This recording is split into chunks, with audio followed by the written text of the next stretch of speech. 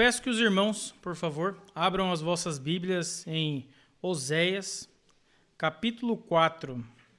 Nós vamos ler do versículo 1 ao versículo 6. Oséias 4, do versículo 1 ao versículo 6.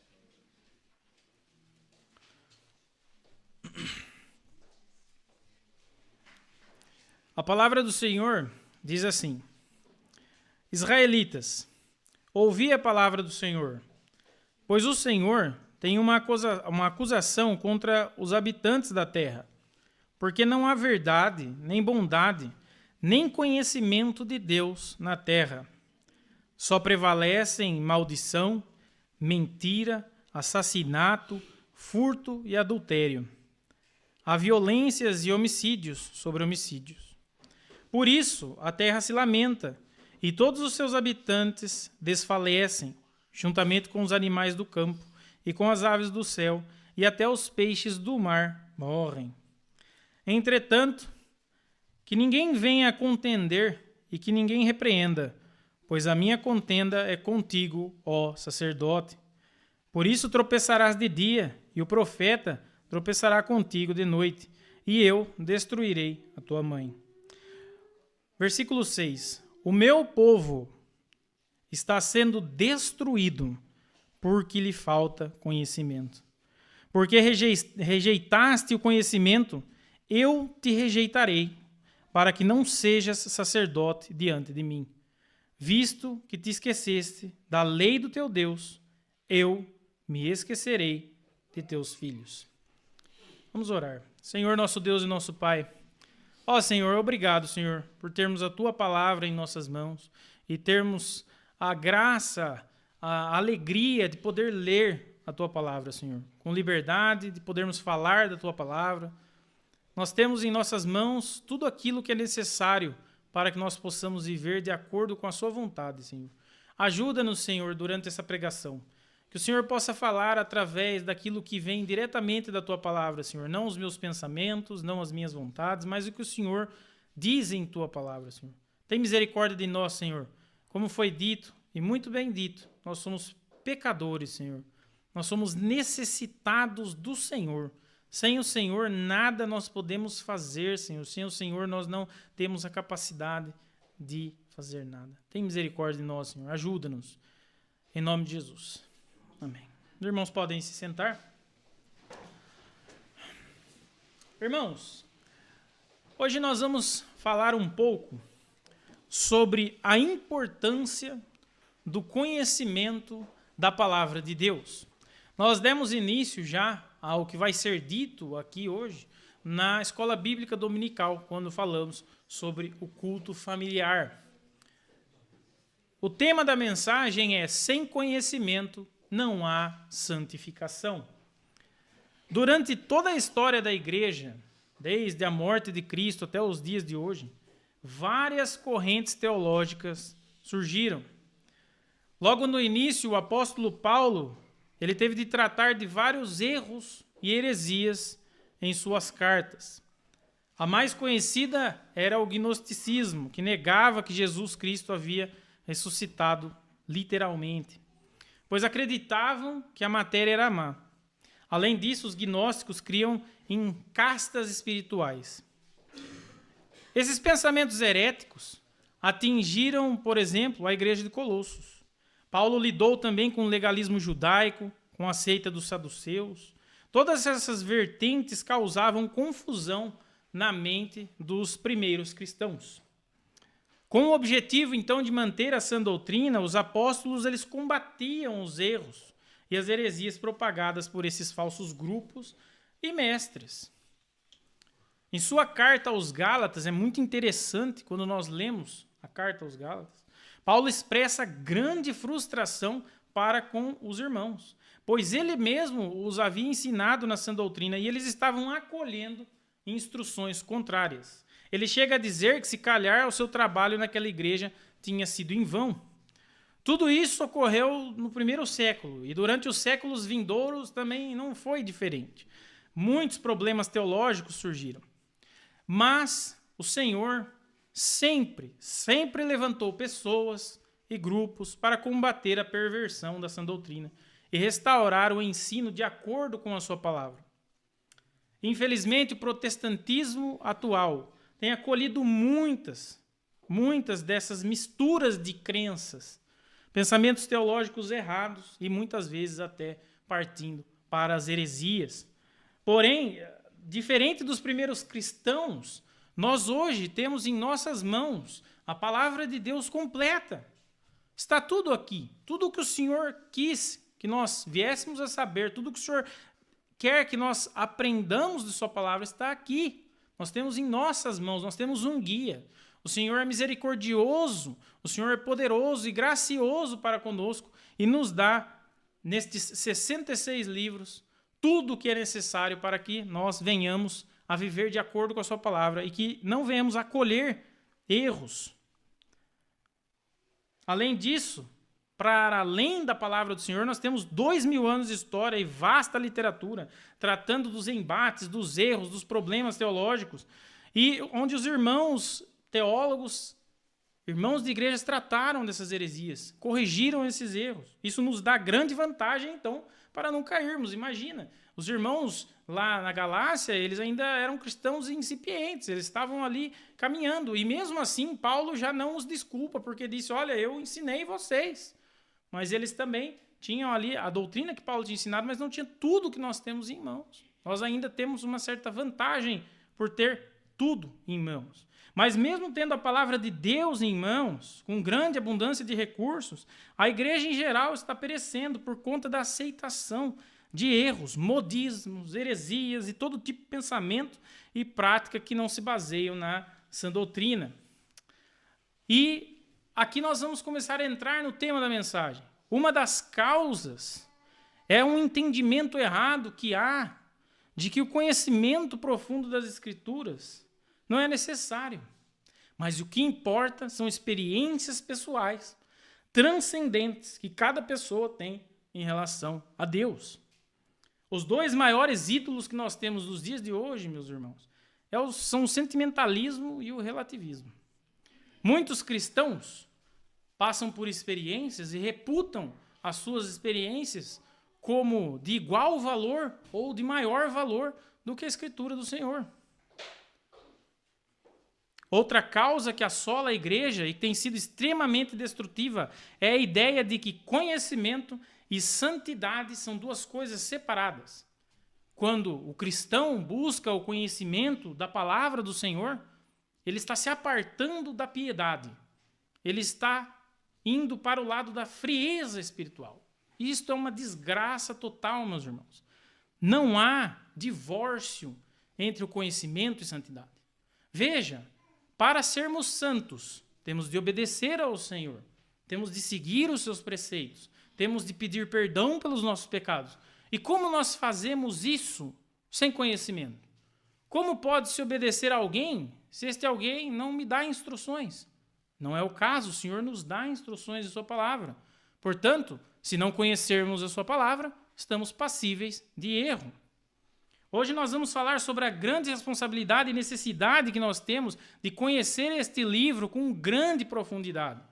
Meus irmãos, hoje pela manhã nós estávamos falando aqui da graça que o Senhor dá de algumas crianças nascerem em lares cristãos, onde elas vão desde tenra idade escutar as palavras do Senhor, onde elas vão ser instruídas, onde elas devem ser instruídas ao menos. E isto é uma bênção. Muitos aqui talvez foram convertidos pelo Senhor já adultos e sabem o quantos anos se passaram e poderiam ter sido tão proveitosos. Isso, meus irmãos, é de extrema importância. Por quê? Porque nós precisamos aprender da palavra do Senhor desde pequenos. E isso é uma bênção para essas crianças. É claro que se nós fomos convertidos pelo Senhor já adultos, nós precisamos agora então nos debruçar na palavra do Senhor para instruir os nossos pequenos. Meus irmãos, aquele que nasce em um lar cristão, ele tem aí, vamos dizer, claro que é o Senhor que controla a vida, mas a média de vida hoje em dia a pessoa chega a 80 anos. Tem 80 anos aí para aprender da palavra do Senhor.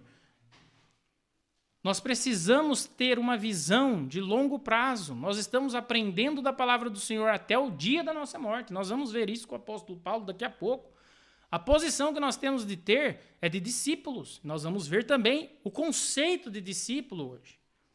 É necessário ter conhecimento da palavra do Senhor para então rejeitar tudo que está em desacordo com a doutrina.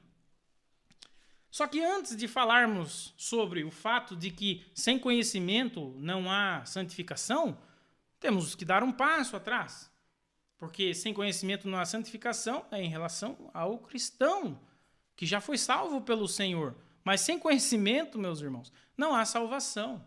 E aqui, toma cuidado, não que o nosso conhecimento ou a nossa inclinação por aprender do Senhor nos salva. É Ele quem salva de forma graciosa. É Ele que escolheu antes da fundação do mundo aqueles que Ele buscaria. Mas não há salvação sem o conhecimento da palavra do Senhor, porque o seu Espírito Santo trabalha no coração do homem, abre os seus olhos através da sua palavra. Vejam só, o homem natural, ele não conhece a Cristo, senão por meio da palavra de Deus. Sem o conhecimento de Jesus Cristo, meus irmãos, não há salvação.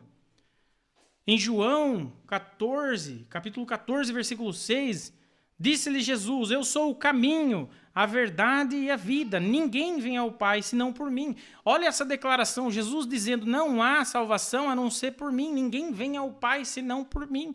Como eu poderia saber isso senão através da Escritura? Só a Escritura vai dizer: o Senhor é o único caminho para Deus. Sem o conhecimento do Evangelho de Jesus Cristo, não há salvação. A mensagem do Evangelho, ela está nas Escrituras. Arrependimento e fé em Cristo Jesus para a salvação. A explanação da situação de desgraça, pecaminosidade e perdição do homem está nas Escrituras. É aqui que o Senhor vai explicar a nossa condição, a nossa necessidade. Sem o entendimento de que o homem é transgressor, pecador, que está perdido e caminhando para o inferno, não há como entender a necessidade de um Salvador. Só entendendo a nossa condição é que nós olhamos para Cristo, dobramos os nossos joelhos e pedimos: Senhor, salva-me, tenha misericórdia de mim, porque sem ti eu não tenho salvação. Sem o entendimento desse estado de pecaminosidade, portanto, não há arrependimento genuíno, arrependimento verdadeiro e muito menos a fé em Cristo Jesus. É necessário conhecer a palavra do Senhor, a palavra que está em nossas mãos, que muitas pessoas, muitos que foram apresentados ao Evangelho em países em que a palavra do Senhor não é permitida, anseiam por ter este livro em suas mãos. Há relatos de missionários que rasgam páginas e escondem suas roupas para passar uma página do Evangelho de Romanos.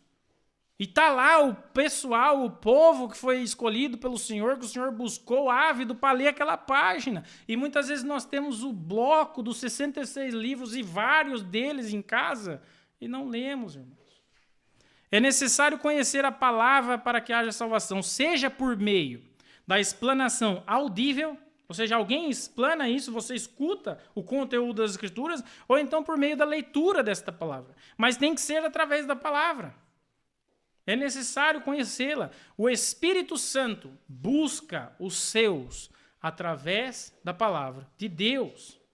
Ele expõe ao homem, então, ele trata no coração do homem que consegue, então, ver o seu estado de perdição e que o único caminho para a salvação, então, é através do arrependimento dos seus pecados e da fé naquele que pode salvar, somente Cristo Jesus. Por que eu tenho que tratar deste assunto aqui? Nós não somos cristãos. Por que falar do Evangelho? Como diz Paul Washer, nós não podemos assumir que todos entenderam o verdadeiro Evangelho. Nós precisamos falar do Evangelho para que todos tenham pleno entendimento, ainda mais nos dias de hoje, onde o Evangelho tem sido totalmente deturpado. E segundo, temos que falar do Evangelho porque o Evangelho é motivo de alegria. Nós temos que lembrar que o Senhor nos salvou. Que se eu morrer hoje, eu estou com Cristo. Nós precisamos do Evangelho Por que eu tenho de falar isso? Porque, irmãos, nos dias de hoje, as experiências de conversão que muitos mencionam nada tem a ver com o evangelho.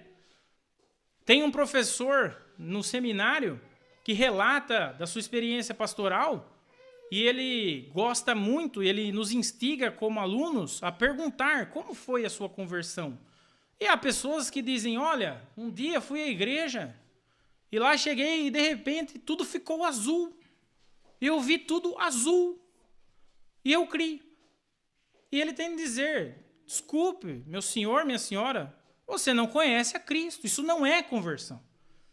Há outros relatos em que diz que um marido chegou, o marido de uma irmã chegou e ela estava toda feliz que ele se converteu. E como é que foi sua conversão?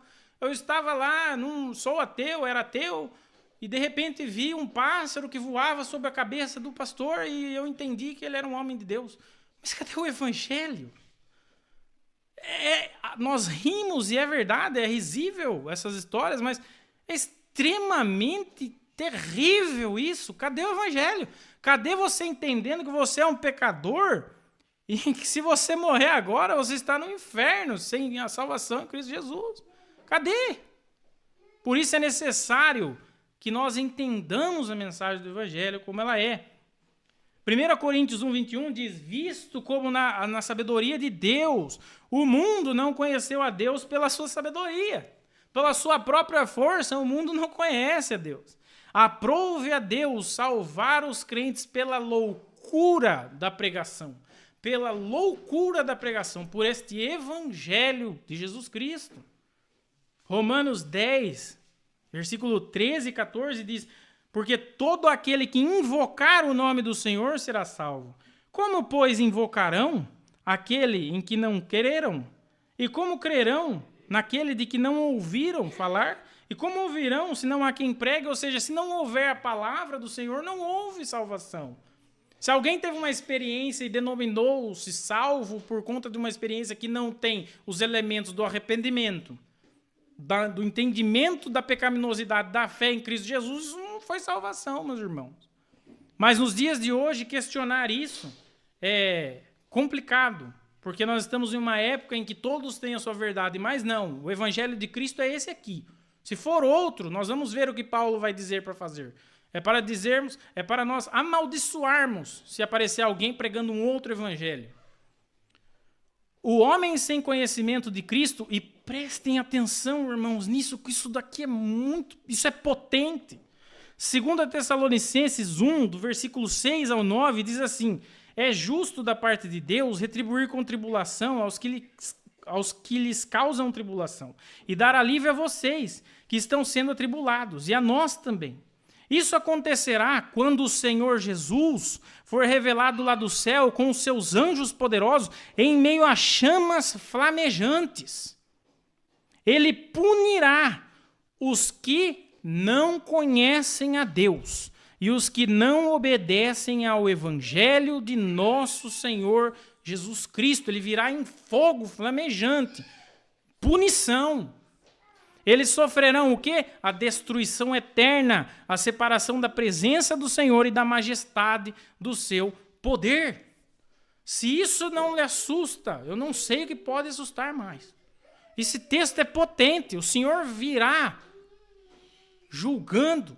Ele já veio como um cordeiro, mas ele virá agora como um leão.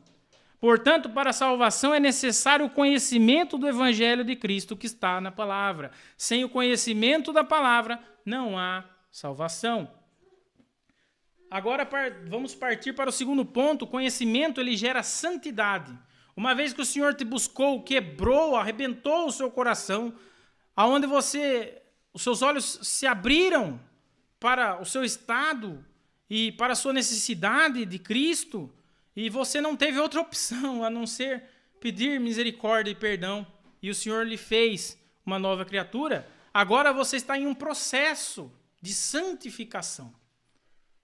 A santidade, ela é resultado do conhecimento do Evangelho de Jesus Cristo, da palavra do Senhor. Novamente, Paulo, em Colossenses, capítulo 1, do 9 ao 10, diz assim, por esta razão, nós também, desde o dia que ouvimos, não cessamos de orar por vós e de pedir que sejais cheios do conhecimento da sua vontade, em toda sabedoria e inteligência espiritual, para quê? Que possais andar dignamente diante do Senhor, possais andar em santidade, agradando-lhe em tudo, frutificando em toda boa obra e crescendo no conhecimento de Deus. Paulo ora para que os colossenses sejam cheios do pleno conhecimento da vontade de Deus. E para quê?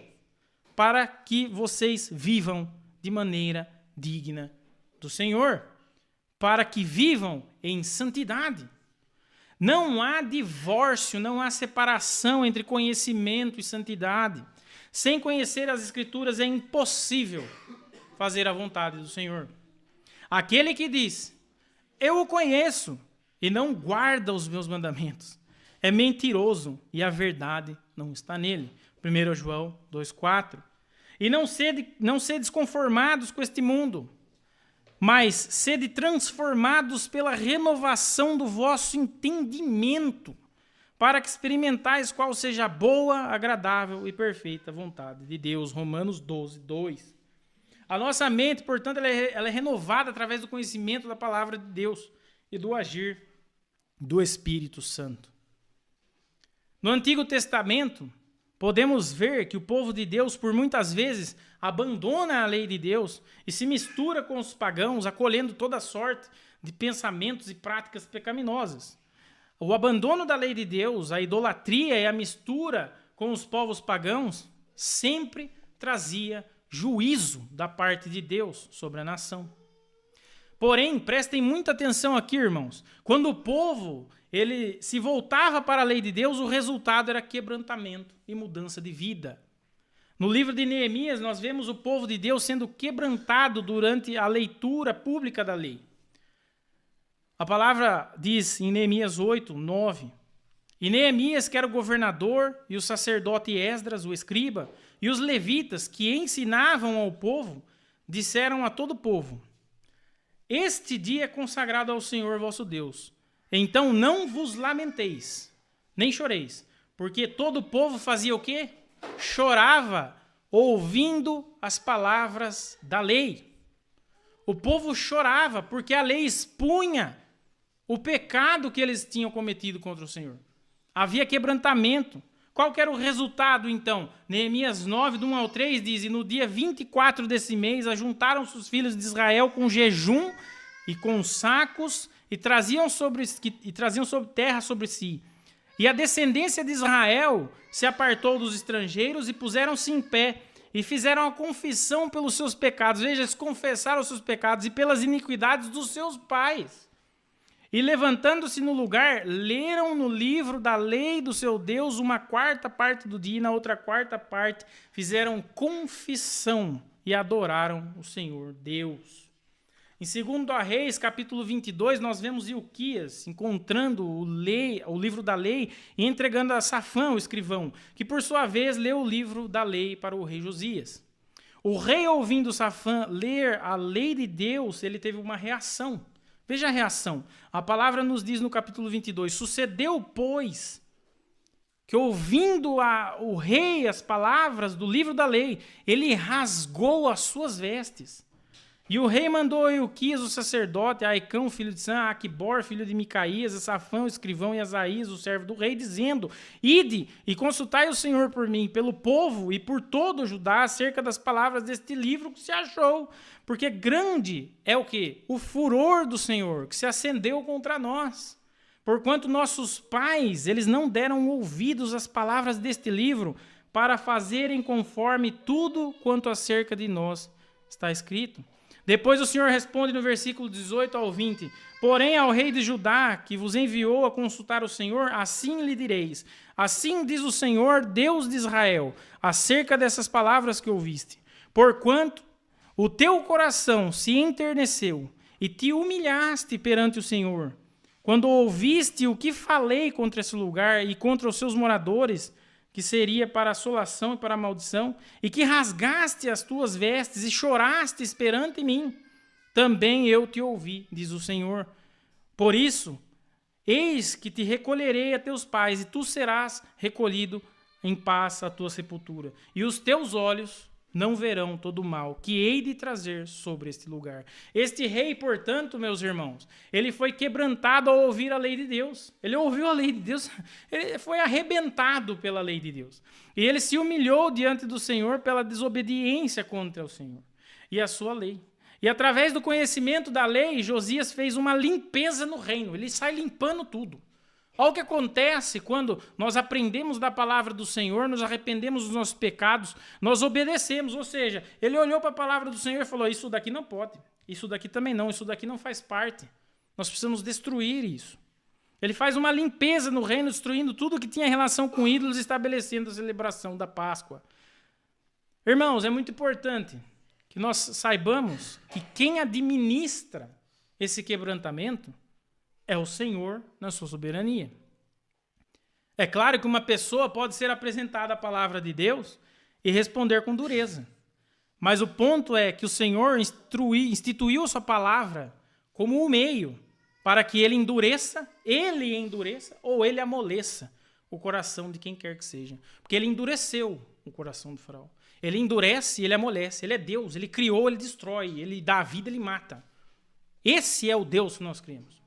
E nós nos submetemos à sua soberania, porque se houvesse algo em que eu pudesse me opor ao Senhor, ele não seria soberano.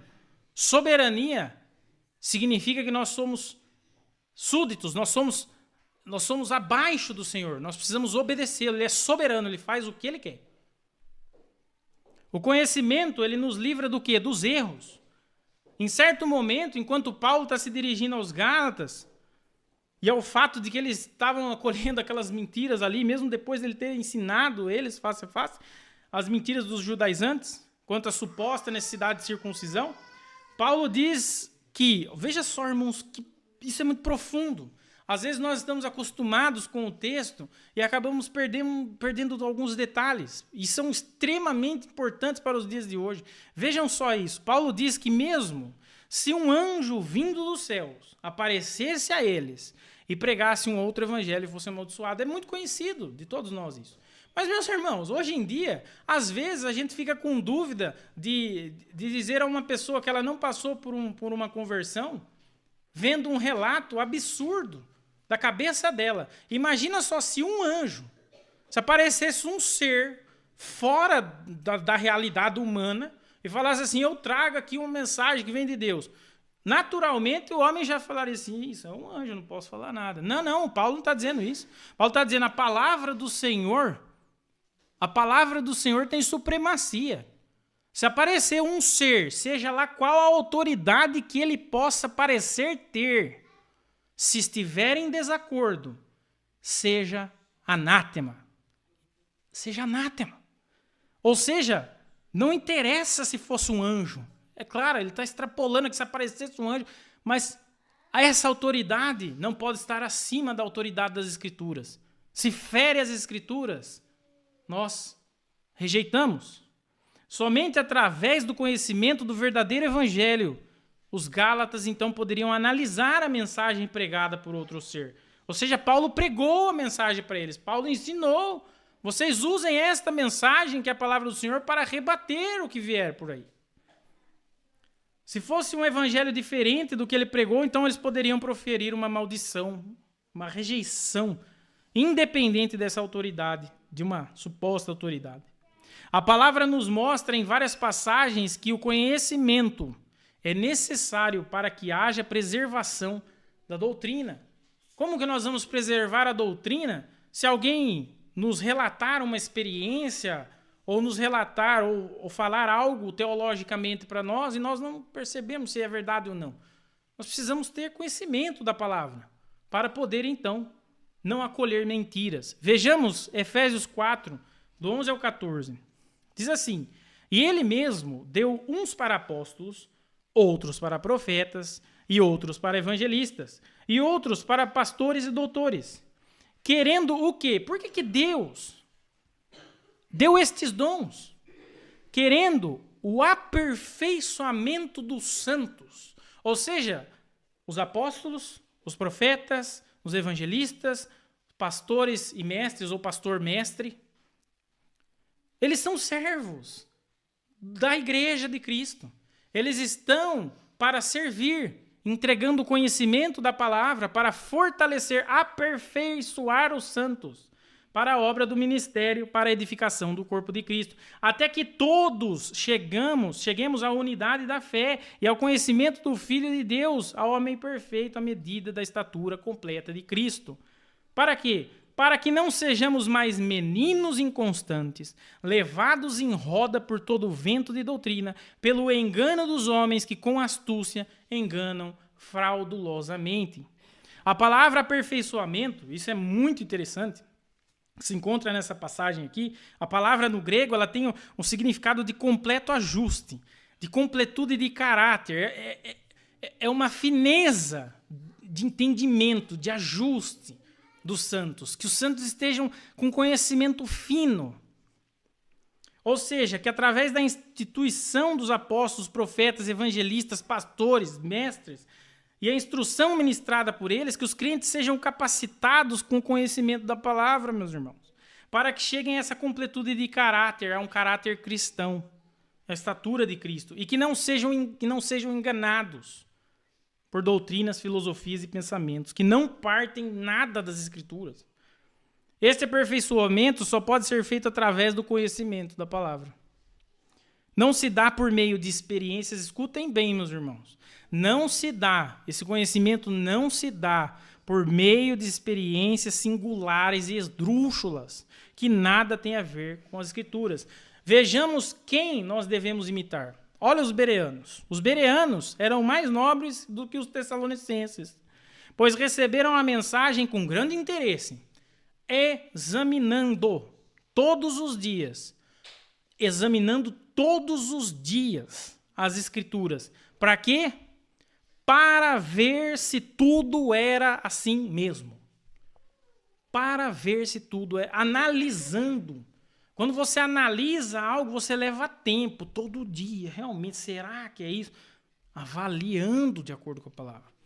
Eles avaliavam a pregação, examinavam o que era dito, sem se ater à autoridade de quem falava, mas à autoridade que partia da Escritura. Não há nenhuma base escriturística que nos instrua a buscar experiências ao invés do conhecimento do Senhor. Não há. Esse negócio de buscar experiência, não há base escriturística para isso.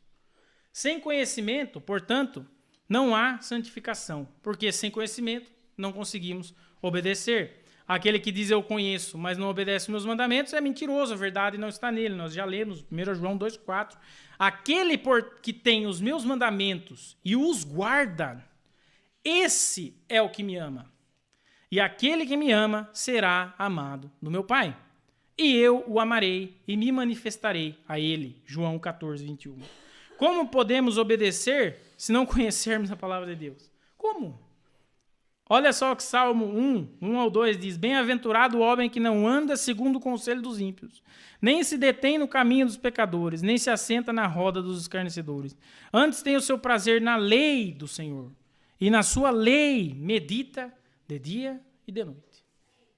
Nós somos, portanto, discípulos de Cristo. E agora a gente já está caminhando para a conclusão, eu quero que os irmãos prestem muita atenção nisso, porque é outra palavra que também foi romantizada. Disse isso hoje aqui, na parte da manhã, na escola bíblica.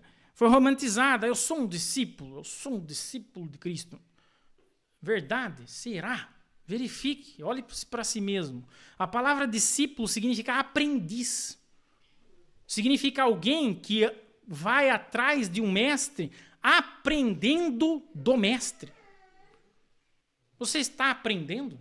Nós estamos aprendendo todos os dias, meditando todos os dias, buscando conhecimento todos os dias. Essa é uma palavra pesada. Precisamos tomar cuidado ao utilizá-la se nós não estivermos vivendo de acordo com o seu significado.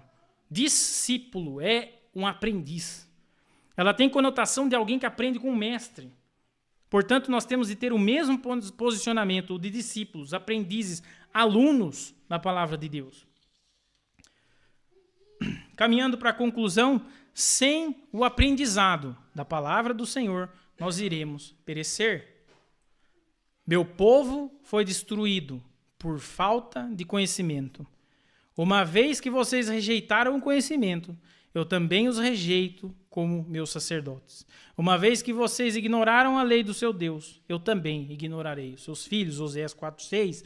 Por conta da mistura de pensamentos teológicos deturpados, meus irmãos, que incentivam, vejam só, incentivam, vocês nas vossas casas podem ver, se você entrar nas mídias sociais, nas redes sociais, há gente falando de tudo. E geralmente falando de experiências, de algo que afaga o nosso ser, que dá prazer. Mas, por conta desses pensamentos teológicos deturpados que incentivam essas experiências, em detrimento, ou seja, em detrimento ao estudo da palavra, ao estudo diligente da palavra de Deus, por conta desse incentivo errado, casamentos estão sendo destruídos. Filhos de cristãos não estão sendo criados de acordo com a palavra do Senhor. Os cristãos têm ficado fracos, sem capacidade de acolher repreensões da palavra de Deus. Os cristãos têm se tornado secularizados, aceitando todo tipo de doutrina. Os cristãos não têm conhecido a palavra de Deus com profundidade, porque há para aí muitos falsos mestres dizendo que você tem que se sentir bem. Ai de qualquer outro que falar que você é um pecador. Meus irmãos, isso é Satanás falando pela boca desse povo. Satanás. Nós somos pecadores necessitados. Há aqui muitos pecadores remidos pelo sangue de Cristo. E se você ainda não creu em Cristo Jesus, pense nessa mensagem, pense no destino daquele que não crê em Cristo Jesus. E se você entendeu que é um pecador, ore ao Senhor, pedindo perdão e misericórdia, e que o Senhor venha e te busque, e te salve. É isso, essa é a realidade do Evangelho. Por conta dessa enfatização nessas experiências esdrúxulas, cristãos têm sido contaminados com toda sorte de impureza. Têm vivido a vida como se não houvesse a lei do Senhor, como se não houvesse instrução da parte do Senhor. E cristãos têm se tornado legalistas, que prezam o serviço, somente o serviço, em detrimento de uma vida de piedade, uma vida de santidade. Isso fala a todos nós, meus irmãos. Nós temos que, os puritanos diziam, eu gosto de repetir isso, nós temos que olhar para nós mesmos todos os dias e avaliar a nós mesmos. Como tem sido a minha vida? Como tem sido a minha devoção?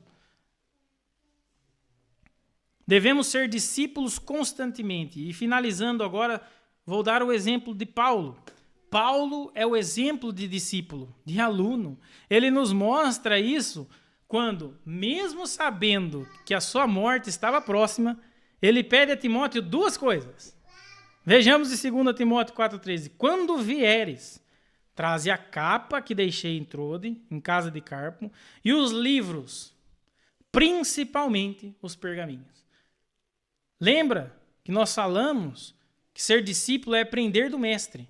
E Paulo estava disposto a aprender do mestre até o fim da sua vida. Nós precisamos ser assim. Nós precisamos estar lá no hospital, nos últimos momentos, e pedir para que um irmão leia a palavra do Senhor. Esse é o meu desejo. Que a hora que eu estiver morrendo, alguém leia para mim. Se algum irmão estiver aqui perto de mim enquanto estiver morrendo, leia a palavra do Senhor. Nós temos que ter esse desejo, temos que pedir ao Senhor esse desejo, porque nós somos eternos discípulos, aprendizes. E é aqui que há a santificação, a beleza do Evangelho, a beleza da igreja de Cristo. Nós somos aprendizes. Nós estamos aqui para auxiliar uns aos outros com a palavra em mãos. Não é de acordo com as nossas ideias, mas com a palavra do Senhor em mãos, nós admoestamos, alegramos e confortamos uns aos outros. Essa é a maravilha. É isso que nós temos que perceber. Paulo nos mostra que devemos buscar o conhecimento de Deus até o último suspiro, pois o conhecimento de Deus é o alimento das nossas almas. É através dele que o Espírito Santo nos santificará até o dia de nossas mortes ou até a volta de Cristo. Meus irmãos, há um mistério aqui. Eu não quero que os irmãos vão para casa achando que é a minha força que vai me santificar. Não, é o Espírito Santo. Mas há um mistério. O mistério é o Senhor quem realiza, mas ele também nos manda fazer. Então ele diz, vá, desenvolva a sua salvação, mas quem realiza sou eu. Como isso funciona? É só na mente do Altíssimo, nós não sabemos. Mas nós ficamos com aquilo que ele nos entrega, que é obedeça, leia, aprenda, seja um discípulo. Como isso funciona? Nós só vamos saber se soubermos na glória, mas não importa. O que importa é obedecer ao soberano. Ele é soberano. É ele quem faz todas as coisas. É ele quem dá vida e é ele quem mata. É ele que abre o ventre e fecha o ventre. Isso é maravilhoso. Estar nas mãos do Criador do universo. Isso é maravilhoso. Irmãos, sem conhecimento não há salvação. Sem conhecimento não há santificação. E não há, quero que os irmãos lembrem, não há divórcio. Quanto mais você buscar conhecer ao Senhor, mais o Senhor, através do seu Espírito Santo, vai lhe alimentar. E vai lhe capacitar para estar aqui, junto com os irmãos, ajudando uns aos outros. Que o Senhor possa quebrantar os nossos corações nessa semana. Que o Senhor possa arrebentar os nossos corações. Essa semana eu li algo muito interessante, que vai nesse sentido do que nós falamos aqui hoje. Há uma oração puritana que diz assim, que é interessante como nós muitas vezes elevamos a bondade do ser humano, mas esquecemos que se não fosse o Senhor refrear a nossa maldade, seríamos demônios encarnados. Se não fosse o Senhor refrear a maldade do nosso coração, nos buscar, nos salvar, seríamos demônios encarnados. É pela graça do Senhor, é pela sua misericórdia e é pelo seu poder, nós estamos em sua dependência. Que o Senhor possa nos ajudar. Vamos orar, irmãos. Senhor, nosso Deus, nosso Pai, tem misericórdia de nós, Senhor. Ajuda-nos a compreender a sua palavra, Senhor. Ajuda-nos como igreja, Senhor, ser um corpo que vai santificando um ao outro, ajudando um ao outro, exortando um ao outro, ensinando, confortando, através da sua palavra, não das nossas ideias. Tem misericórdia de nós, Senhor. Ajuda-nos, Senhor. Nós precisamos de Ti, somos extremamente necessitados. Não há nada que seja feito com a força dos nossos braços. Nas batalhas no Antigo Testamento, quando o Senhor dizia para que o exército fosse e o Senhor entregaria aquelas nações, o Senhor muitas vezes dizia que era para inutilizar os cavalos e os carros, para que eles compreendessem que só o Senhor dava vitória nas batalhas. É só o Senhor, não é os nossos braços, mas o Senhor, na sua misericórdia e graça, para aquele que o Senhor busca, o Senhor dá responsabilidades. E o que cabe a nós é obedecer à responsabilidade que o Senhor nos deu. Que o Senhor possa ajudar cada família, cada cristão que aqui está. Que o Senhor possa ter misericórdia, Senhor, de nós. Senhor, nós percebemos, hoje na escola bíblica nós falamos que o Senhor pode trazer juízo às nações por falta do louvor ao Teu nome dentro das casas, Senhor, dentro do seio familiar. Ó Senhor, tem misericórdia de nós. Capacita-nos, Senhor, porque pelo nosso braço nós deixamos de fazer. Mas o Seu Espírito pode nos capacitar e nos santificar através da Sua palavra e através de executarmos a sua responsabilidade juntamente com o poder do Espírito Santo. Tem misericórdia de nós, Senhor. Ajuda a nossa igreja. Ajuda cada um de nós, Senhor. Me ajuda, Senhor. Tem misericórdia de mim, Senhor. Tem misericórdia de mim, Senhor. Obrigado por tudo, Senhor. Que o Senhor possa despedir a igreja em paz, que os irmãos tenham uma semana abençoada. E nós sabemos, Senhor, que como o Senhor criou o universo, não há nada fora do seu poder, da sua soberania, Senhor. E que essa semana o Senhor já sabe disso desde antes da fundação do mundo. Só nos ajude, Senhor, a ler a sua palavra, a orar e a caminhar de acordo com a sua palavra. Obrigado, Senhor. Obrigado. Em nome de Jesus.